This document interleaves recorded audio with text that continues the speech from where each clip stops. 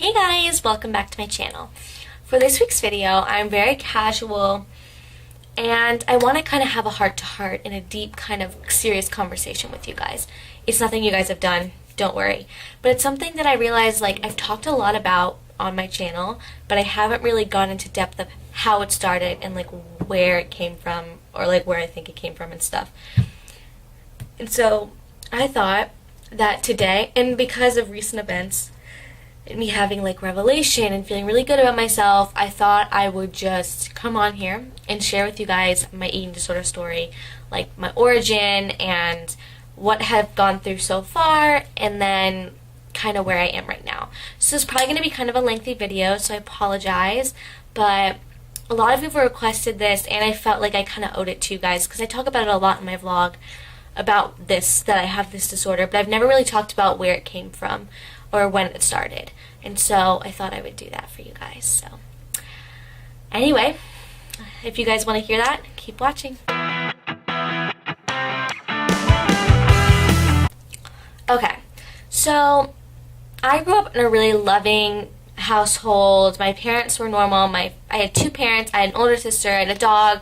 My life was great as a kid. I was very structured. I was very organized, and I liked to have things planned out and everything. I wasn't very go with the flow, never really have been. It's something I'm working on, believe me. But I never really was go with the flow. And my mom always had this sort of sense of she wasn't really happy with her own body and that she kind of wishes she was more healthy and wasn't as overweight and all that stuff. So she pretty much tried every diet out there. So I kind of grew up for a portion of my life watching my mom try all these diets and constantly shame her body and constantly say all these things about herself. And listening and hearing those as a kid, I kind of tuned into them. For a while I just kind of ignored them and I didn't do anything with them. But as I grew up and grew older, I sort of started to think well, I don't want to end up like that when I'm older. I don't want to deal with that. I don't want to worry about that. I want to be this size. I don't want to have to deal with that. And I was attuned to that. So it kind of started there. It started with that single thought of, I don't want to be like that when I'm older. I don't want to worry about my weight when I'm older. I don't want to think I'm fat when I'm older. That's where it kind of started, this tiny little thought. I started getting that thought around end of freshman year, beginning of sophomore year. And from there, it didn't really affect anything I was doing. I just kind of had that in the back of my mind. And so I was kind of aware of what I was eating. But I wouldn't say I was obsessed and I wasn't restricting or anything yet. I grew up and towards the end of sophomore year, I went to the doctor and they told me I needed to gain 5 pounds. And this was summer going into junior year. And I was oh, so I'm small. And so it kind of reaffirmed, I'm not going to have the problem my mom had because I'm small and need to gain weight. I don't need to lose weight. And so I was really excited because I was yes, I can eat whatever I want. It won't matter because I need to gain weight. So it felt really good. And so we went to the store that night. I picked out all different snacks and stuff I wanted to eat, and I was really excited. And I gained 5 pounds. And beginning of junior year, happy, good, fun. And then it started to get a little fuzzy. Christmas, my birthday, Christmas to March, Christmas between December and February of junior year of high school, started to get a little fuzzy. I started not wanting to go out to eat. I started to think that was the cause, that if I didn't eat out, I wouldn't be fat. If I didn't eat out, I wasn't going to gain weight. I only wanted to eat foods and eat things that I knew were healthy, or I knew the nutritional value of, I knew how they were being prepared. I wasn't so I didn't like eating out. I didn't want to eat out. I thought that if I ate out, I was going to get fat. I don't know why those two went together, but if I ate out, I was going to gain a bunch of weight. If I ate out, I was going to get fat. Those went hand in hand. And that's kind of the second thought I had. And that kind of affected my eating a little bit more than just the thought of, I don't want to be fat or worry about my weight like my mom. The not wanting to eat out was affected a little bit more. I missed out on a lot of family dinners. I missed out on a lot of fun things with friends. I missed out on a lot of just spontaneous things, because my parents would be like, hey, let's go out tonight. I'd be like, no, I'm going to stay here. I don't really want to go out. I don't like eating out. And I'd just stay there. And for a while, my parents were just like, it's fine. She's a teenager, whatever. She can do what she wants. She'll just eat something here. They weren't worried because there was no problem to be worried, or there was no problem they knew about to be worried. I didn't even know there was a problem. From there, it turned into, we went on that path for a while. And then over the summer, like, this was all, like, beginning of junior year. And, like closer to the end of junior year, my sister kind of, like, talked to me and wanted to take me out to lunch. And I was like, I don't want to go. I don't like going out. And she was like, why? And she was like, I know it's not anything to do with, like, you don't like eating out. And I was like, and so I told them, oh, well, if I eat out, I'm not going to poop. Why did I say that? I don't know. I don't know why I said that. That's not true at all. Like, what? But that's just what came out of my mouth. And so she was like, oh, and then she, like, consoled me and was like, you're gonna poop if you eat out, blah, blah, blah. And we had this long conversation about poop. It was weird. But she, we went out, and I had fun, but I also, there was part of me that was like, this is really wrong. Like, why am I doing this? I'm gonna get fat and ugly. Why am I eating out? I shouldn't eat out, blah, blah, blah, blah. But it wasn't enough to stop me from eating out. And so then, it went from, that was still a problem. Like, I still didn't really like to eat out, but I would eat out occasionally. But when I would go eat out, I would only get salads. I wouldn't get the thing I really wanted. Like, if I went out to an Italian restaurant, I'd get a salad. If I went out to a steakhouse, get a salad. Went out to this, I'd get a salad. Or if I knew I wasn't going to be able to get a salad, I would compensate earlier in the day. And it kind of started, that's kind of where my restriction of my eating started. Like, the end of junior year, going into senior year was kind of when my restriction started. But for a while, I wasn't aware of it. So, like, yeah, I started to restrict, and I started to eat less, and I started to compensate for things, and I started running a lot, and started exercising more, and I started getting fed all these false pretenses, like, if you eat a lot of food for lunch, you can't have a big dinner. If you can't eat after 7, you can't eat dessert for lunch, all that kind of stuff. I kept getting fed all these false pretenses, but I was so wrapped in this thing that I didn't even realize I had a problem yet. And neither did my parents. My sister was the only one that saw that I had a problem. It was like the end of junior year, and she started to see me being weird, and she would, like, she went to my parents, and she was like, I think there's something wrong with Madison. Parents were like, what do you mean? She's fine. And she was like, no, I think she has an eating disorder. And my parents were like, no. She's just being a picky teenager. She doesn't have an eating disorder. Believe me, we've seen her eat, all that. My parents didn't know really about eating disorders. They knew what society said they were. If you have an eating disorder, you don't eat. That's, like, the main thing. Is eating disorders equal don't eat, which isn't true, because I still ate. I just very restrictedly ate. And so she tried to tell them. And my parents they were just were like, no, she doesn't have one. Because because it was such a, like, a blinded topic that, like, people are oblivious to, that they were like, no, she doesn't have an eating disorder. It wasn't until beginning of senior year, and it was homecoming time. And by this time, I was very restrictive. I was just canceling plans with friends that we had to go out to dinner. I'd cancel last minute so I didn't have to go out. I was eating dinner at, like, 4 o'clock, and, like, eating before my parents got home so that I'd be like, I already ate and didn't have to eat with them. I was eating cereal for dinner most nights. I was eating very little and then exercising way too much. I was damaging my body. I was hurting myself, but I was so wrapped in this disorder that I didn't know. I began weighing myself every day, summer going to senior year, and I told my mom it was because I wanted to make sure I hadn't lost any weight. But really, it was because I didn't want to gain weight. But she didn't know that. She thought it was because I didn't want to lose weight. So there was a lot of lying involved with this. And she thought I was over 100. I was not.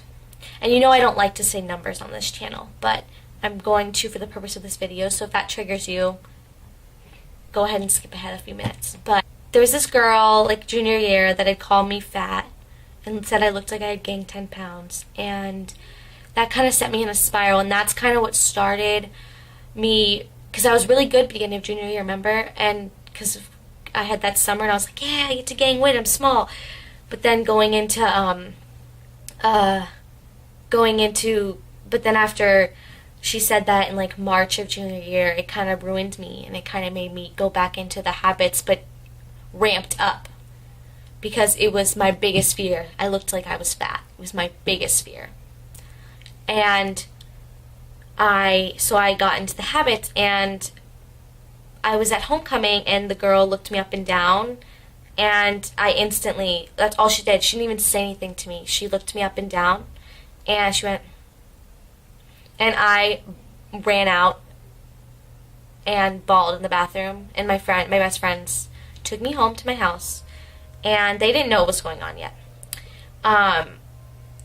Went home, and I really just wanted to take a bath, because that's how I coped with these kind of things. I just wanted to take a bath. I was like, Mom, I just want to take a bath. But they're like, you can't, your friends are over. They're saying that you cannot take a bath with your friends over. I was like, I just want to take a bath. I just want to take a bath, but they couldn't. And so I went in, and this was like a 20-minute conversation with my parents, like me trying to get to take a bath. And my mom was like, she's like, what is going on? You need to tell them what is going on.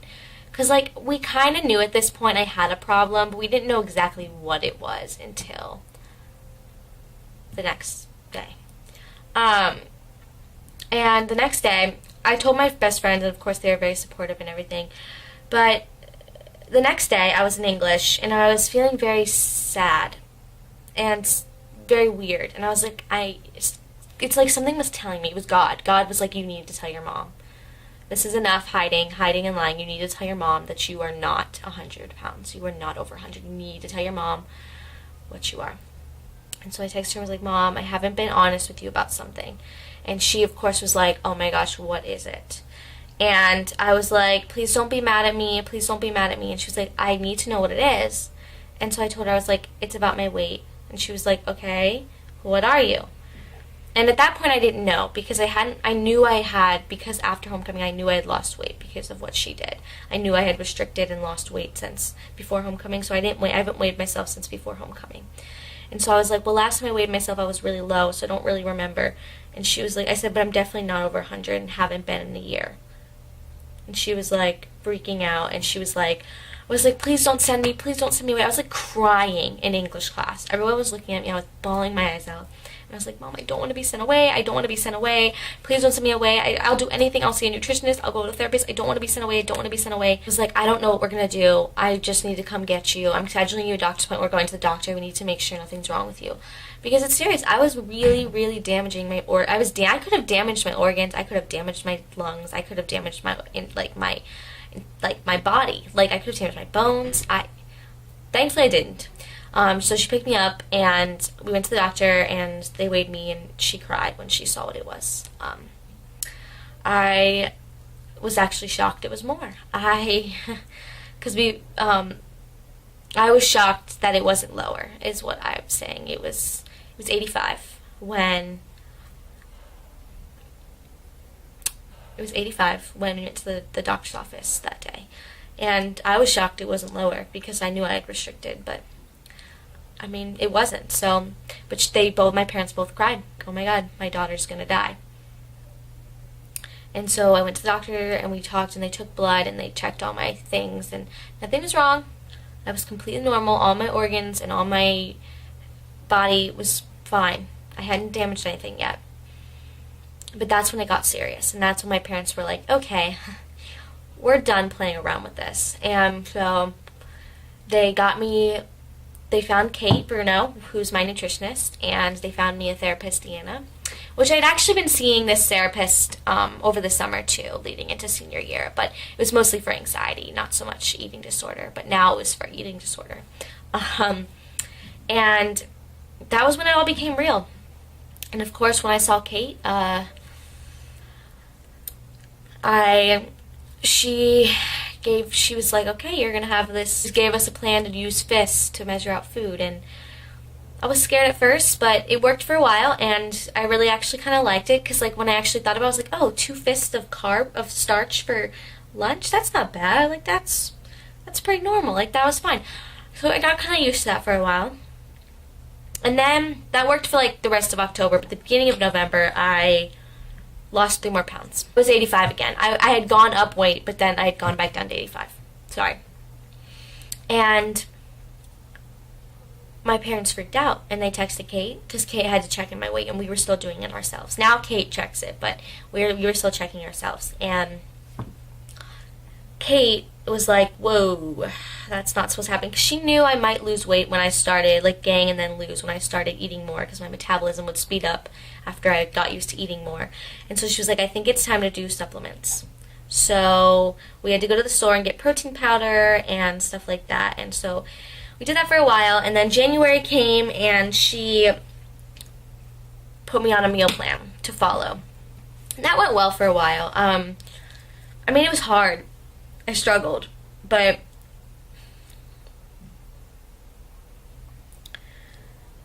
it worked well for a good while. I was doing good. I was making some progress. I was still seeing my weight, which I thought was helping, but it really wasn't. But I had given up on a lot of tendencies. I hadn't exercised in a while, and I no longer was controlling my portions as much, and it felt good, but also it was really scary. In about April, I had gotten back from, it was like the beginning of May, I had gotten back from my choir trip, and I had been doing so well for so long, and I get home, and I was still checking my weight once a week, not every day, once a week, and I was so terrified about my weight check the following day, so not the day after I got back, but the day after, that I listened to Ed, and when I went downstairs to get breakfast, I threw out my lunch, except for a little bit. I left the fruit, and I left a little bit of the crackers, and put it back in my lunchbox and zipped it up. And I went back upstairs and brushed my teeth and finished getting ready, and I came back down, and my mom had my lunchbox open and everything out of it. How did she know to look in my lunchbox? Why did she do that? I really don't know. I don't know what gave her the feeling, but something told her she needed to look in my lunchbox. And she did, and she found that I threw it out, and she flipped. She didn't yell. I was very proud of her.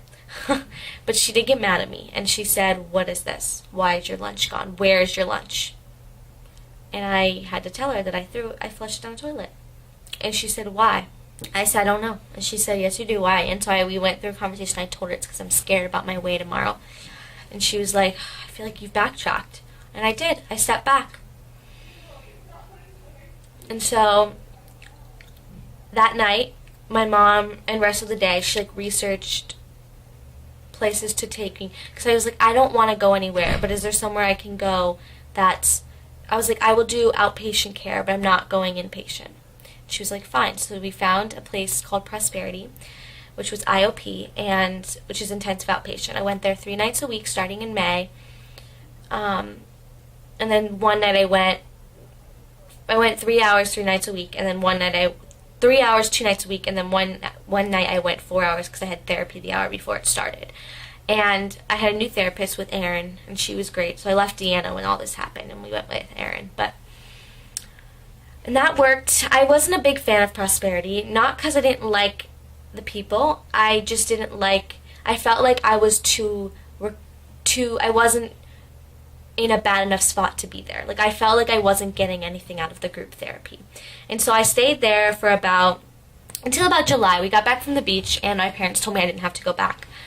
But I still went to therapy with Erin, and that worked well for a while. It was working well, and I felt like I was making some good strides, and my parents and I had decided that if I was going to go to college, I had to be at least 98, and I was getting there, and obviously I reached that because I wouldn't be here. But yeah, so I obviously reached that, but I wouldn't be there, because I wouldn't be here. And so I went to college, obviously, and I was doing well for a while at college, and I was at a pretty good place. Like, I was at a place where I was pretty much I wasn't fully in control of the thoughts, but I was pretty much in control, that I could power over him and not listen. But there were still times where I listened. In college, because I had gone from home where my mom and my parents were mostly portioning my food, and then I was going to where I had to portion it, I kind of thought I was eating enough, but I wasn't. And then once Kate told me I wasn't eating enough, I freaked out because I was like, oh no. And so like I wanted to fix it, but Ed was like, yes, yes, you're not eating enough. Woohoo, we're going to lose weight, we're going to lose weight. And so of course he took that and started beating me up every time I tried to add something new. So it was like I had a double-edged sword. Like I wanted to make myself healthy, but he didn't. We got that under control, sort of. We never really got fully under control. And I went home, and so I went home for breaks and everything, and it was pretty good. Like I had a really good Thanksgiving, didn't restrict, which was really good. First time in 2 years I had pie. But leading up to Christmas, it got kind of bad. Not really bad, not anything like it was last year, but it got to a point where I was not really, like I was being very weird. I didn't want to eat the food here. I wanted to only eat like snackies in my dorm. I didn't want to eat big meals because I was preparing for Christmas, is what Ed said. And so basically I told myself and Kate that when I went home, I wanted to work so hard that when I came back to school, I was in a better place than I was when I left. And so that's what I did. I went home. I worked super hard. I got to a really good place. I was eating snacks after 7, which I never used to do. I was eating more normal sized portions again. I was feeling good.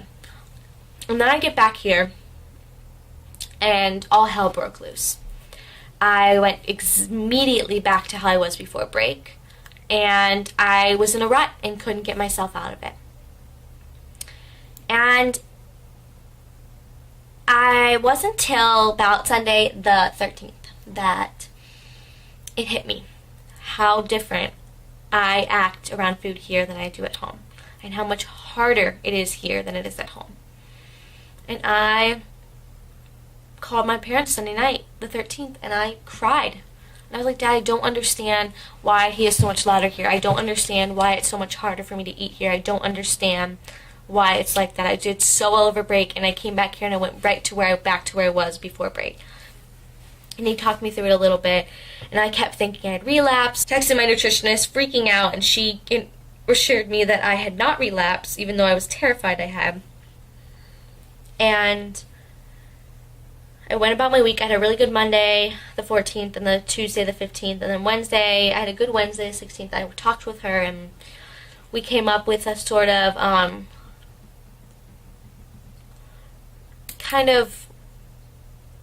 we kind of figured that it's probably because I'm alone, and Ed the disorder likes to feed off of when you're vulnerable, and when I'm alone, I'm vulnerable.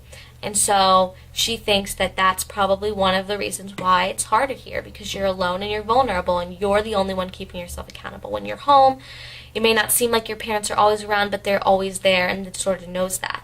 And it knows it can't do everything it can do at school. And so you have to be stronger at school. And so that brings us to where we are now. I went about the rest of the week. I kind of had a crappy week that week. And that brings us to Saturday the 19th that I'm filming this. And I had the most amazing day yesterday, Friday. And so that was kind of my story. I still have a disorder, but I'm on the road to recovery. But I want to kind of tell you where I am now. Out a little bit in my vlog, but I want to kind of talk about it here so you guys know where I am now. And basically what happened is God has always been trying to throw things at me for me to grasp on to get me out of this disorder. And I've never really fully grabbed. I've touched them or like hold on with one finger or kind of brushed up against it, but I've never really grabbed it. And it wasn't until I had 3 distinct signs that I was like, yo, and I grabbed on.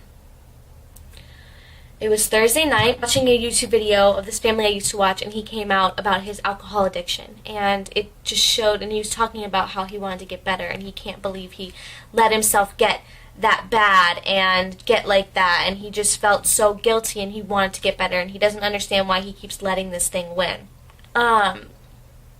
And so that was one sign, and it kind of set with me. And then the second sign was when I read, when I was reading this passage I'll read because I have it right here. I was reading this passage, and the last verse is, well, last two verses are, "For you know that we dealt with each of you as a father deals with his own children, encouraging, comforting, and urging you to live lives worthy of God, who calls you into his kingdom of glory." Live lives worthy of God. And as I was reading that Friday morning, I could feel God and hear him telling me, you can't live a life worthy of me if you are living a life for him. And he means the eating disorder.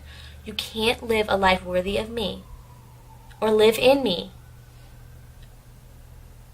if you're living for that. And it kind of just hit me. And it just made me realize that it was right.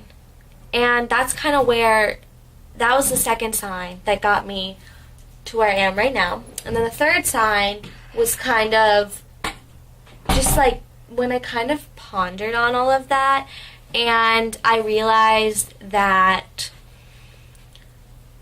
I don't care anymore. Like, not that I don't care about where I am. I realized that I don't care if he tries to beat me up, or if he tries to make me feel guilty, or make me feel like crap, or make me feel so terrible about myself because of what I ate and what he didn't want me to eat, or because of what I did, he didn't want me to do, whatever it was. And it was just such a different feeling because, one, never felt that way before in this disorder. Two, it was different because every time I had felt like, oh, I'm going to challenge this thing, I'm going to kick this thing in the butt, I'm going to put him in the trash can. Well guys, as I'm sitting here and editing this video, I realized that my camera spazzed out and I didn't finish my sentence. I went from saying, kick him in the trash can, to, I wanted to film this video for you guys. That doesn't make any sense. So I just want to tell you what I want to finish my sentence. I'm saying I was going to kick him in the trash can and everything, but then when it actually came down to doing it, I would do a half job or a quarter job because I was scared of the reparations, scared of the things that he would say to me and things he would do to me, so I wouldn't do the full fighting. But now, I don't care. He can give me anything, he can tell me anything, he can do anything to me. He does not control what I eat or what I do anymore. Anymore. Also, excuse my zit on my face. It's real gross. But he does not control me anymore. And that is where I am right now. Obviously, like, there's other aspects just than, like simple thoughts I had. Like, I had, like, societal factors, and I had them wanting to control things, and that just kind of fed into it. And it's just, like, there was all these different factors. But I wanted to show you guys, like, basically the general story of my eating disorder and why and where I am now. So you can kind of see, like, where I've come. But yeah, I don't know. I thought it'd be a good video to share, but I feel very good right now, and I'm hoping that it stays. And I definitely will keep you guys updated in my vlog and stuff about how I'm doing and how this whole new mentality is going and everything. But yeah, I wanted to share that with you guys. That does it for today's video. I know it was kind of a serious, deep, we got deep with each other. It was a serious video, and it was very relaxed. I felt like that. I wanted it to feel very relaxed. Yeah, it's going to be a long one, but I hope you guys enjoyed. If you did, give it a big old thumbs up, and just know that you guys aren't alone. And if you guys are going through something, don't feel like you're going alone. Reach out to someone, even if it's just a friend or it's a parent. Or if you want to shoot me a message, I don't even care. Like, if you want to comment down below and be like, hey, I'm going through something. I'm here for you guys. I love you guys. You guys are always here for me. But yeah, seriously, don't hesitate. You are not a problem if you're going through something. I thought that for the longest time in this disorder, that I was a problem and I was an issue and that I was a burden to people.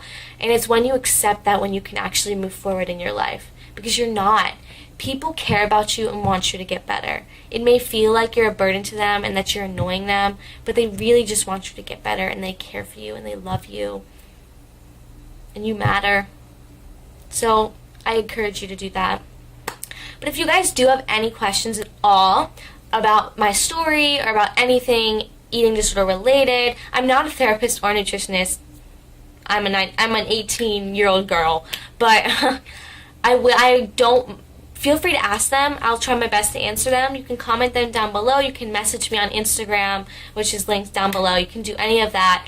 I'll try to answer them the best I can, but don't hesitate to ask if you have anything about mine or eating disorders in general. I've learned a lot throughout this journey, so I could probably help you out with that.